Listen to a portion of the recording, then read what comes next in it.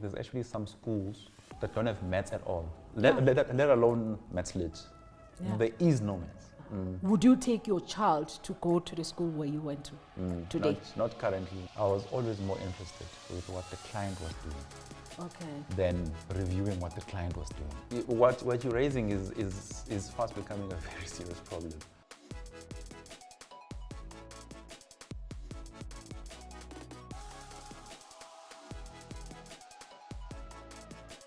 Hello, welcome to Cocktail and Blurbs. I'm Lindiwe Matladi.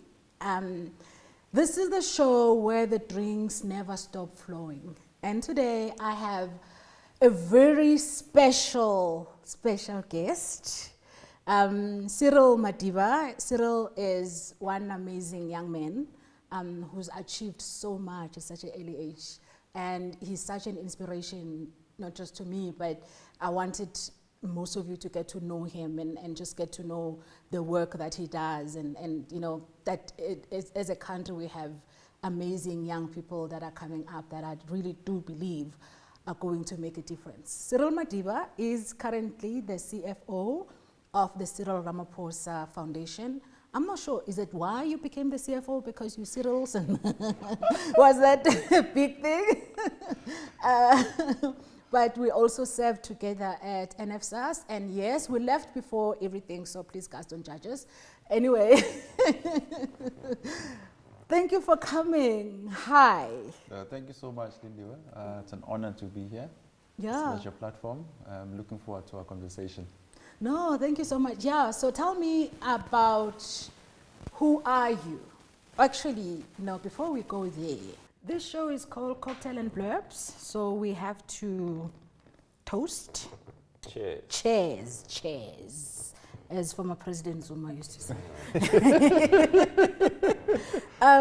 What's your favorite cocktail and why? Sure, I know you and I discussed this before I came here. And I said I don't do cocktails, but when I explained to you, like, but that's a cocktail. It is a cocktail, right? A mixture of something. Yeah. So usually it's either a gin with a lemonade or a whiskey with a lemonade. Okay. Yeah. Very simple and boring. But you're an accountant, so you are forgiven.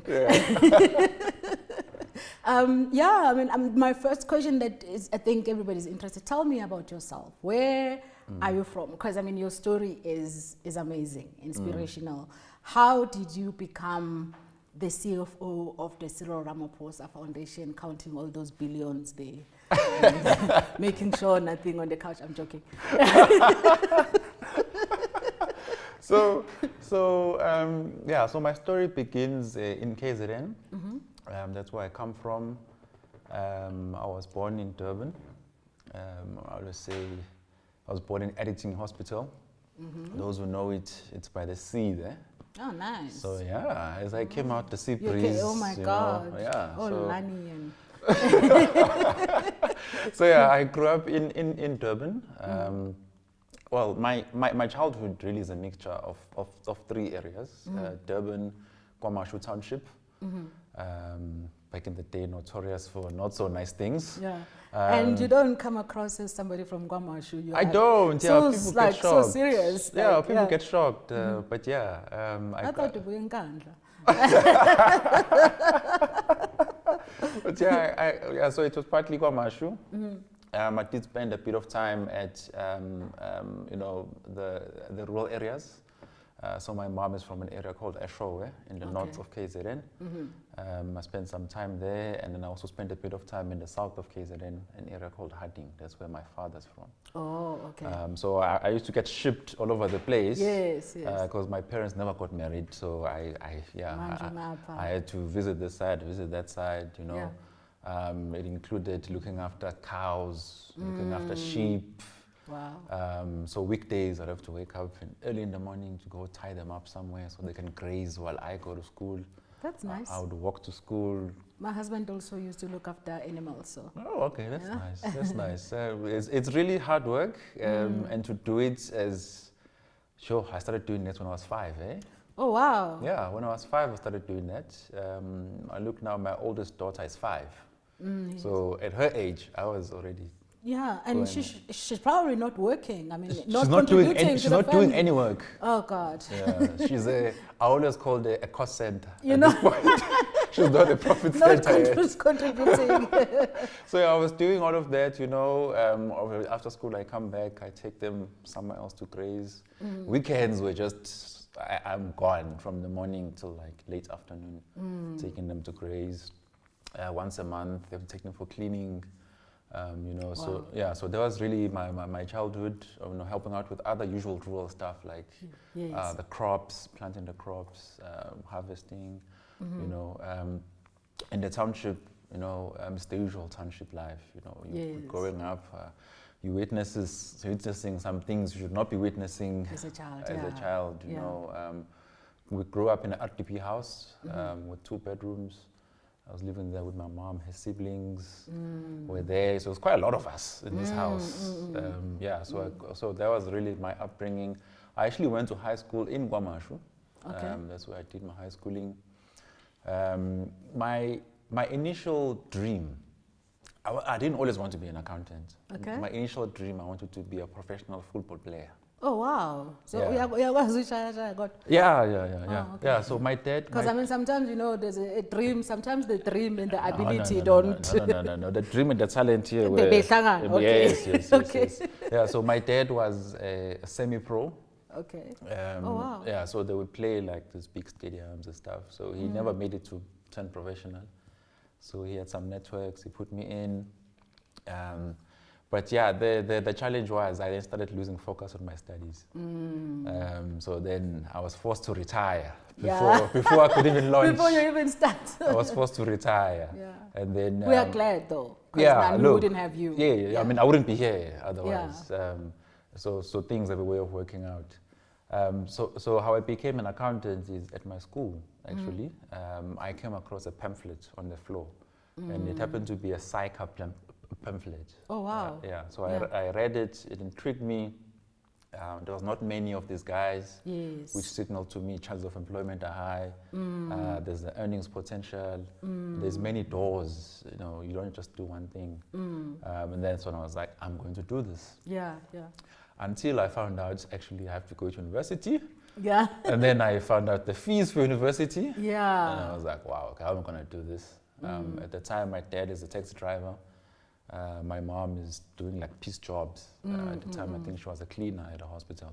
Sure. So I sit them down. I'm like, guys, I want to do this. And like, okay, that's fine. You want to do it, but with what money? I was like, okay, what I'm going to do, what's in my control is to work hard and get a bursary. Yes. And that's what I did. I worked hard. I then regained my status as being high up in my class. But that was a journey, hey? Funding is not easy in this country. You and I both know that. I went through, so many organizations, really, that turned me down. Some of them even without an interview. Yes. They turned me down. But fortunately, the Cyril Madiva Education Trust are the guys who then came through and supported me. Wow. So my journey with Cyril Madiva Foundation actually starts 19 years ago. Wow. When they started supporting me in my undergrad studies. Wow, it's actually amazing. It's amazing that now you are counting the billions there and making sure they're not on couches. I'm kidding. I won't say that. So it's a bit of an emotional journey for me as well. Because every day now I drive into the same building that I walked into 19 years ago. Yeah, where it all started. As a teenager with just a dream of being an accountant. So I mean, I went to UKZN, that's where I studied. Then I moved up to Johannesburg from Durban, to do my articles, which was a specific move because I was interested in like banking, financial services. Okay. And the people who were more senior professionals I consulted said to me, if I want to get proper exposure, I need to move to Johannesburg. I mean, that's where the money is. I mean, that's where JSE, everything. Yes, I mean, all the headquarters are here for all the banks, So then I moved up. I did my articles at PwC for 3 years. Same time, did my boards. I was able to pass them first time, fortunately. Wow. Because I heard, it's not easy, eh? Yeah, it's not easy, and you can give in a maximum number of tries for the boards. Otherwise, you have to go back to university and do your honors again. So it's not, yeah, it's something that you really want to make sure that you get do. Done. Even if you get to do it second or the third time, but you make sure you're getting it done. Get it done. You don't want to go back and redo what you've done.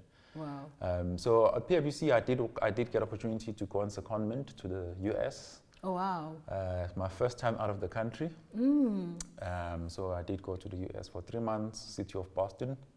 Nice. I love Boston. I believe you're familiar with that city. Yeah, I love it. So yeah, I went there for 3 months, really an awesome experience. Opened my mind in terms of opportunities that are out there in the world.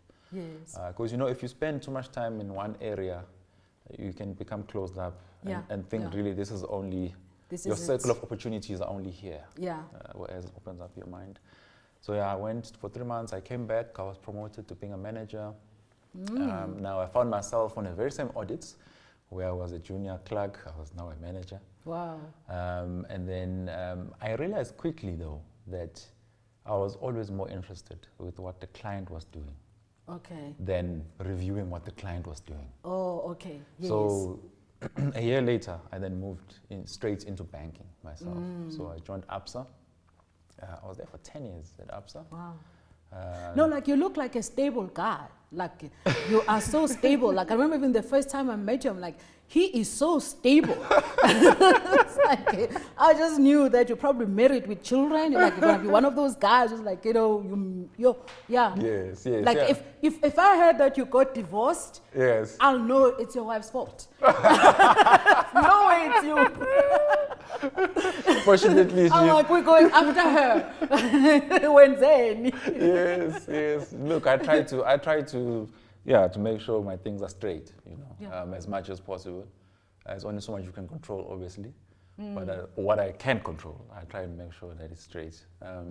So I was there for 10 years, like I said, and I did a number of things, though, in my 10 years.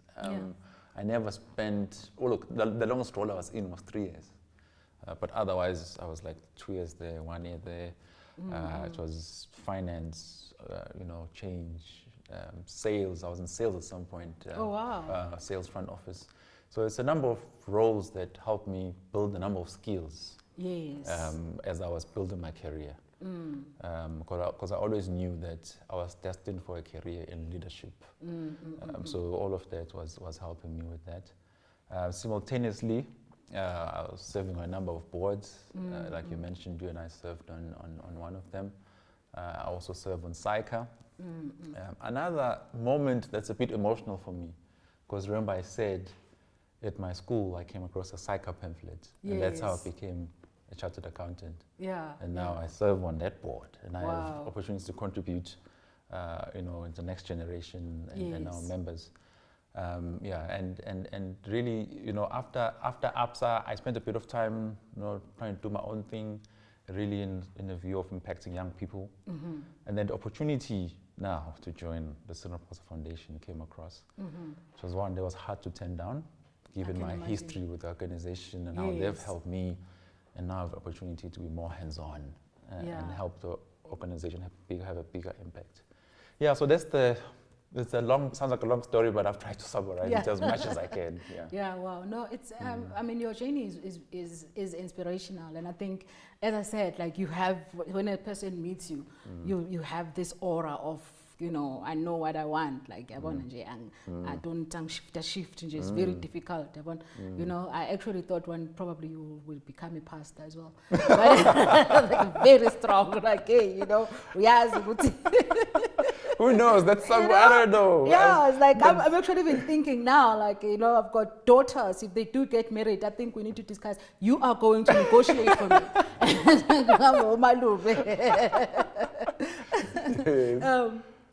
Tell me about what you've done in between before joining Cyril Madiva, because it's something, we share the same passion of mentoring the next generation. You also have a program where you mentor young people. Tell me about that, and how did it start, and what's your vision with it? Yes. No, thank you for asking about that. It's a project I'm really excited by. On day one, I was excited about it, until this day I still am. So I launched my own foundation, Cyril Madiba Empowerment Foundation, in 2021. But before that, I had launched what I call the Growth Switch. Yes. And it's essentially a platform where I share, personal development insights with young people. Basically things that they don't teach you in the classroom. Yes. In the classroom, say in accounting, the lecturer will teach you debit and credit, will teach you all these things. Yes. But when you leave the classroom, there's also certain skills you need for you to be successful. I've seen those videos and I got them kids to watch. Nyankani, obviously. No, thank you for that. Yeah. And I appreciate it. I do meet people who say, I actually watch them. And it's interesting, actually, when I started, the target market was actually young people themselves. But I meet a lot of people like you who are like, hey, I actually got my kids to now tune into this, which is also really great. So when I started that, I then started getting a lot of inquiries from young people who wanted like someone more experienced to help them, guide them along the way in a form of mentorship. At the beginning, I started accepting those. Then I became oversubscribed very quickly because I'm only one man. I only have so much time. And that's the thing, if it's your heart and you want to help young people, it's very difficult to turn them down, especially if they come from where we come from. And we know how difficult it is to find a mentor. And I mean, I've done the same thing, things start thinking, okay, this is not going to work because I'm not going to be giving them the time that they need because we must split up, with everybody. Correct. And you don't want to rush when a child still has like 20 questions. Say, okay, summarize into 5. Yes, you can't. You can't. Because all of them are actually legit questions which need answers. You're correct. So then what I did is, throughout my journey, people, because I do share my journey, what I'm doing, there's a lot of people who I either worked with or my friends who are also quite experienced who are like, hey, we see what you're doing. If there's any way we can help, please let us know.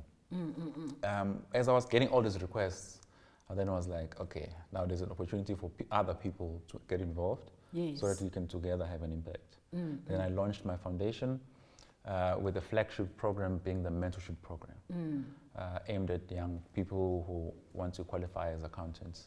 Then I reached out to all these people who had reached out to me. And I was like, remember at that time when you were feeling great and you were in a mood and you wanted to give back and you said, hey, if there's an opportunity. Now start playing. Guess what? Here it is. Practice what you preach. Exactly.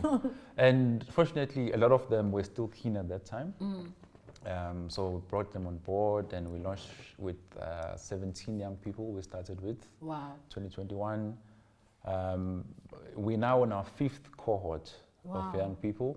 The first 4, we've reached about 80 young people. And it's really been interesting, like many people get like breakthroughs through this intervention. Some people have gotten jobs, they've gone into articles. Some of them are struggling with their studies in university. Some of them, their board exams, they've since passed them. So you get a lot of these, stories really of how people have had breakthroughs, which also helps us, understand that we are making a difference. Yes. So our current cohort is on until the end of this year. We just want to see this grow, and really impact more and more young people. We do it online at the moment because it helps us have a greater reach throughout the country. So you find that our mentees are not just from Gauteng, they're based all over the country. And that helps us to impact others who otherwise we would not be able to impact. And I mean, how do people get to know about it? Because I think it's something, a lot of these young people who may want to be mentored by you. Because I mean, one thing I've noticed as well, sometimes when people assume that you are the proximity to somebody, they may come thinking that, and then they develop, like, when I grew up my grandfather was a pastor, so I used to say, bring all your girls, like your girlfriends. A lot of the guys, they'll come to church for the girls, but then they'll go to Jesus. Correct. It's like, so people who are interested, like, I mean, how do you promote it? How do they find out about you? Or you just using it through Psycha, or is it other way of getting to contact you? Do you have a website or something? Yeah, so the best way is to follow us on our social media pages. We've got pages on LinkedIn, Facebook, Instagram, almost everywhere actually. And there we then post in terms of, now applications are open, and this is when they are open until, and you basically submit your application with the motivation, and then we go through a screening process in the back end, and yeah, that's how you get in. What's interesting now is the people who helped me on the program were actually my mentees on cohort 1. Oh wow, Yeah. that's amazing. So you actually see the growth of them correct. becoming leaders as well, That is right? correct. And giving back. Yes. That's amazing. Yeah, that's correct. So it's a part of helping them see how to run such an organization in the back end. Oh Yeah. wow. Yeah. No, that's amazing. So now, I think I wanna ask you with regards to, you know, like STEM, the state of STEM education in the country. And with accountants, obviously, you need to have math, Yes, right? yes. And we're struggling. And with mathematics, and actually it's getting worse. I Yes, mean, yes. I'm currently working with the Department of Basic Education to try and really start early to helping these kids so that they can choose maths in grade 10, because we're having fewer and fewer schools that are teaching pure maths now, because obviously bafuna go on the top 10 passing, you know, during the Yes. announcement of results, and so they want young people to take subjects that are easy to pass. Yes. How are you finding that? Because how has that, do you think, even from when you were at SAICA, are you seeing fewer black kids now wanting to become accountants? Like, you know, what is the throughput, even at university? Like, is that a problem, and how do you think we could address it? Look, what you're raising is fast becoming a very serious problem. Because to your point, you know, to get into those STEM, you know, qualifications, you need things like maths, you know. And pure maths, not maths yeah, lit. not maths lit. Yeah. Like pure maths, like calculus type stuff.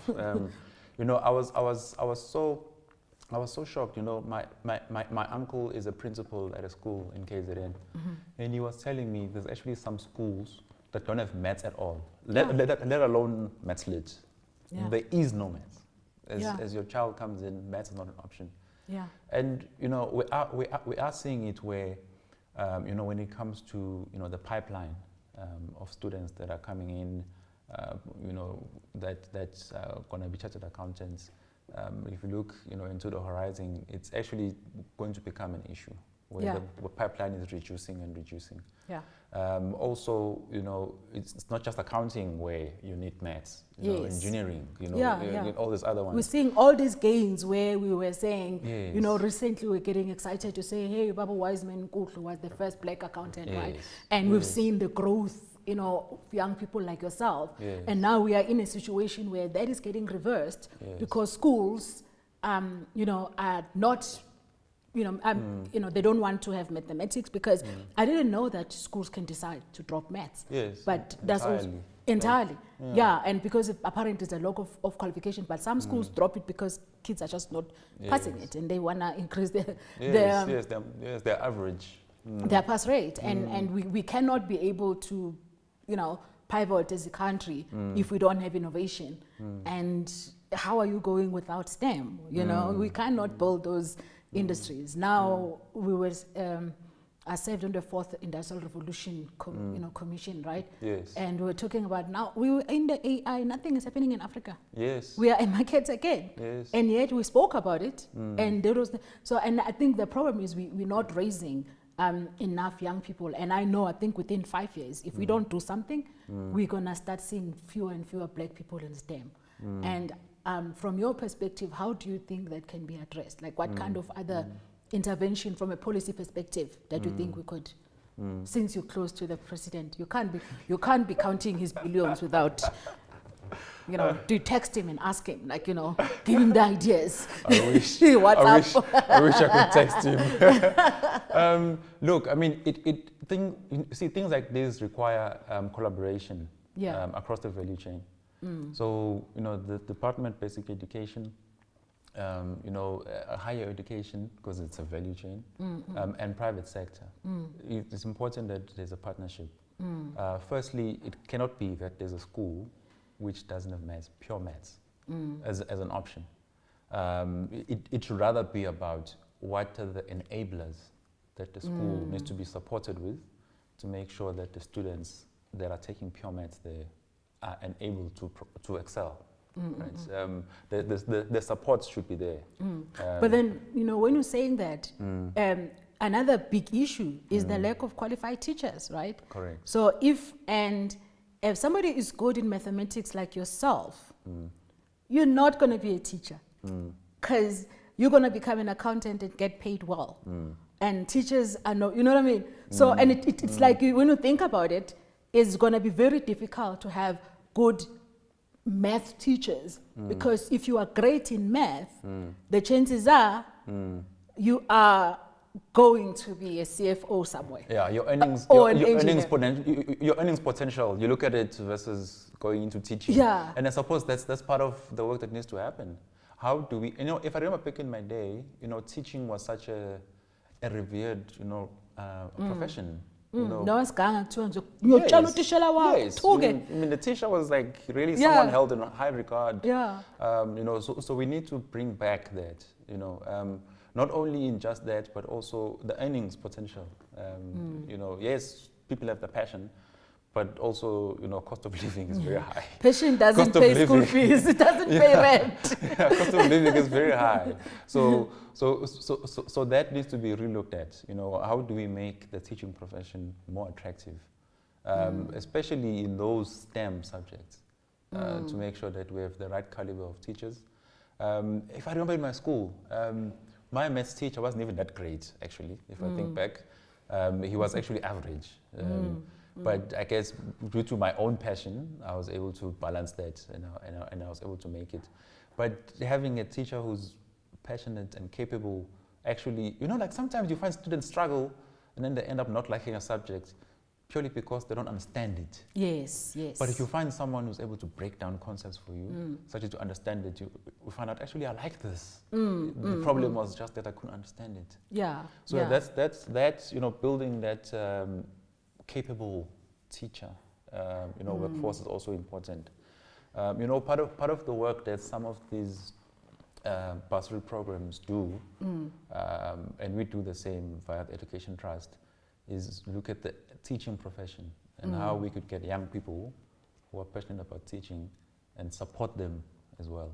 Yes. So that we continue to build a pipeline of people who are going in there. Maybe what you need to think about is how do you then supplement the salaries of the teachers, especially for the subject that we need, maths and physics, because then you'll be able to get good people, that you'll be able to get the straight A's maths or the person who studied pure mathematics at vets choosing the profession, because then at least they would be able at least to live in the suburbs. I get it now, that's the status. Yes. From a auction, right? And I think that's also what I'm getting at, that getting education in the township to also be as good, because now if you did not study in the township, that itself is a status symbol. Yes. And that's because, and purely is because of the quality of education that, or rather the perceived quality of education that we think you will get if you study in the, think about it now. Would you take your child to go to the school where you went to today? Not currently. No. You see, you see, and how do we make sure that the standard, it doesn't, because right now, who your parents are, where you live, determines how great education you get. And even after 30 years of freedom, that is still the case. So, how do you think, is there a way of us to change, like for the next 30 years, can we equalize the quality of education so that a child, irrespective of where they come from, so that the young Lindiwe and young Cyril could have still gotten an education? Not that our story would be that, because now our story is an exception, right? If you think about it, if I asked you, how many in your high school Ongene Nabo are at the level where you are right now? Yes. No, it's actually a good one, If you think about the schooling in the township, and you look at the aspects that we'd need to revive it, infrastructure, right? So the schooling itself, the classes are they in order. You find some of the schools, the roofs are falling, if there is a roof, the roof is falling, the ablutions, facilities don't look that great, and that, has a psychological, impact on things, right? I remember back in my day, I was in grade 4. I went to one of the primary schools in KwaMashu. You won't believe this. We would walk into class. Okay, I don't know who these people are, but they would have like pooped on inside the class, and that has a psychological impact for you as you come in. It comes to my second point that you can have infrastructure, but the community needs to understand that this infrastructure is there for them. It's there to uplift the society. So the upkeep, the security is also for the community to take into account.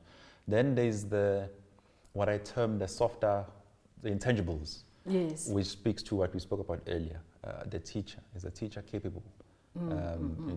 It speaks to the teacher's training, speaks to the support, ongoing support, continuous professional development, is a teacher up to date with the latest trends in terms of how to teach. It speaks to also the learners, what support are they getting? Because we have to be realistic, right? Yeah. Our learners come from very troubled societies. There's lots of social ills. Yeah.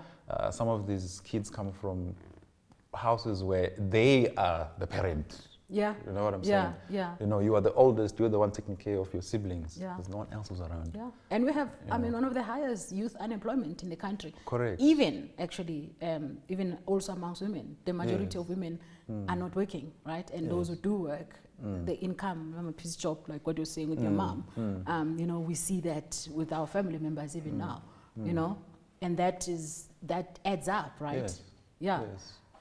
So correct. So all of that. So it's going to take all of that, really. But the biggest aspect being the infrastructure and the community. It needs to be all the parties that come in. Yeah. And you do find foundations who are, in their, programs doing all of that. But collaborations are important. Yeah. Because in my example with my foundation, I could only meet like a handful of mentees. Yes. But through partnering with others in a space of 2-3 years, we've impacted 80 plus. So if those foundations then come together and collaborate, then they can have a much bigger impact. Yeah. And what do you think about teaching leadership to young people? Because, there's something someone once said to me, and we were talking about the state of education, like what we're talking about, the inequality in education. And he said to me, with our children who go into these schools, and there's private schools or, Model C schools, they are trained to be leaders. And those kids who are not, or they actually basically raised to become, the subordinates, right? And it's because of obviously the quality of education. Like for example, I was talking to my daughter the other day because she had to do a presentation for her school, and then she said, "I remember when I did my first presentation, I was in grade 1. I had to tell them, and I was like, huh." Wow. And I was like, it was like so, and I'm thinking, oh my God, this child. And she was just telling me how she has grown from her first, how nervous she was when she was 6 years old doing her first presentation, and now at 13, and how that has progressed. And then you're thinking about that and say, how many kids in townships would have said, I gave my first presentation, because those presentation is like, one is about public speaking, right? Yes. Public speaking, it means you have to be good at your subject, so you start to learn self leadership. Yes. Like that kind of research, those little skills that builds you up. And so, what do you think, and how do you think we can actually help out to make sure that, it can't be okay. It can't be like in 30 years, Cyril, it can't be your daughter and my daughter sitting and talking about how to equalize education. Because the entire democracy project was about upliftment, and that's why we were so excited in 1994 because of the hope that it brought to say, Nathi sizothola chance. Yes, yes. Now look, it's another critical aspect that you're bringing up. It's true, right? My daughter is in grade R, and she had to give her presentation. You see? So, yeah, I can't remember when I started to give, actually, yeah, I was definitely not in grade R. Yeah.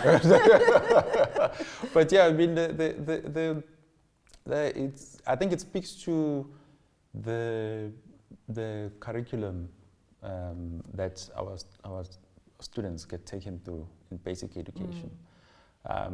There's a subject they call it LO, life orientation.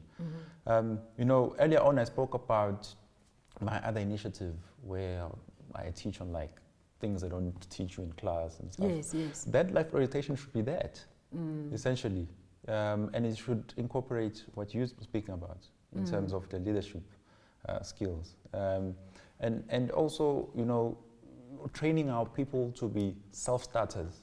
Yes.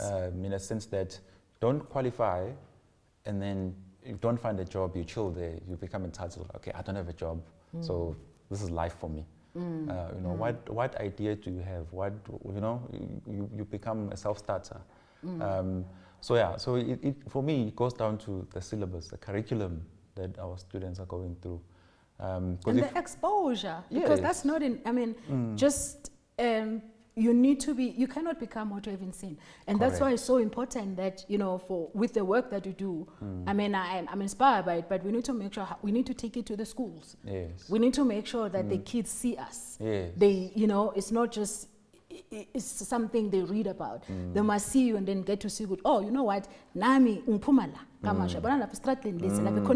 This is where I used to live. I used to sit where you're sitting, and you know, and because that changes their perspective, and also seeing how can we bring them, you know. And that's why I'm so excited about virtual reality. To say we need to, because we cannot bring all the kids to come here, but we could look at how can we, you know, through VR, bring the world to them, so that we can open up. You talked about when you went overseas, how that opened, and you were already exposed. You were already yes, I was already more exposed than the average. Exactly, yes, and that changed your life, right? In terms of how you see yourself and raising your aspiration.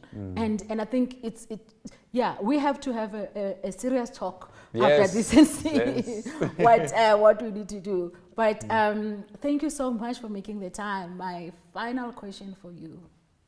Yes. If you were to make a cocktail that represents Cyril Madiba, you see, Madiba isn't, you know, when I say Madiba, I'm thinking, Tata of the nation. That represents Cyril Madiba, what would it be called and what would be in it? Yeah. And why? What would it be called? Yeah. Try not to be an accountant this time. No, I'm trying. I'm trying not to be an accountant. Yeah. It might be called make magic happen everywhere. That's long. It's still as long as Sex on the Beach. True. Okay. okay. All right. Yeah. Okay. Oh, Long Island iced tea. Yeah. It's still as long. Yeah. What would be in it? It wouldn't be bitter. That's for sure. Yeah. Yeah. I don't like bitter things. That's why I don't drink wine. Yeah. So it wouldn't be bitter. That's for sure. It would definitely have whiskey in it. I think it's also, I try not to mix alcohols, so it might only have whiskey.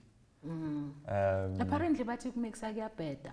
So the cocktail is not too mixed. It's whiskey, lemonade probably. Yeah, and then maybe you might put some stuff just to garnish. That's it. You are such an accountant. It's like debit or credit. That's it. Just to garnish. That's it. No, thank you so much. And I just want you to tell my viewers again how to follow you is on LinkedIn. What are you called? Your foundation, everything, so that they can be able to follow you. The young people who are looking for a mentor. Yes. Guys, if you get Cyril to mentor you, you're gonna go far. But he's very serious though. Just know what you want. No chances. No chances. Yeah, so I mean, I am on the socials. On LinkedIn, you can find me on Cyril Madiba. I'm probably the only one called that. On Facebook, I'm Sibonelo Cyril Madiba. On Instagram, on Twitter, it's Son of Madiba.